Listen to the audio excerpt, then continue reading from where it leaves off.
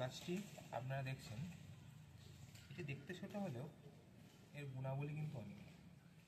এটির নাম ব্রাহ্মী বা বাংলায় অনেকে জলব্রাহ্মী বা নিরিবিলি হিসাবেও চেনেন।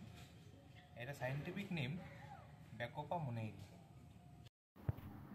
সাধারণত এটি একটি অ্যাকোয়াটিক মেডিসিনাল হার্ব, অর্থাৎ এটি এমন একটি গাছ যা সাধারণত জলাভূমি বা ভিজে মাটিতে ভালো জন্মায়।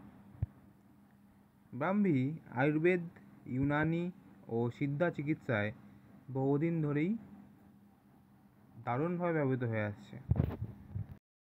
এই গাছটির প্রধান উপাদান হলো, সক্রিয় উপাদান হচ্ছে ব্যাকোসাইটস, যেটি মস্তিষ্কের রক্তপ্রবাহ ঠিকঠাক রাখে, স্নায়ুতন্ত্রকে মজবুত করে এবং স্মৃতিশক্তি বাড়াতে সাহায্য করে।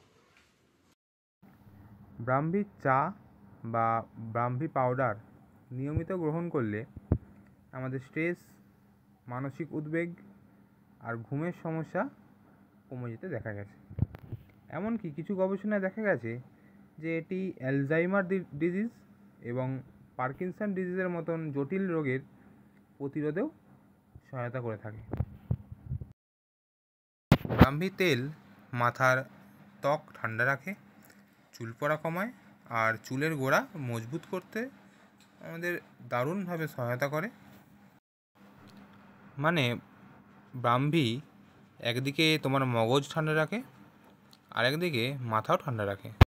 তবে মনে রাখবেন, যে কোনো ভেষজ ঔষধ ব্যবহারের আগে চিকিৎসকের পরামর্শ নেওয়া অত্যন্ত জরুরি।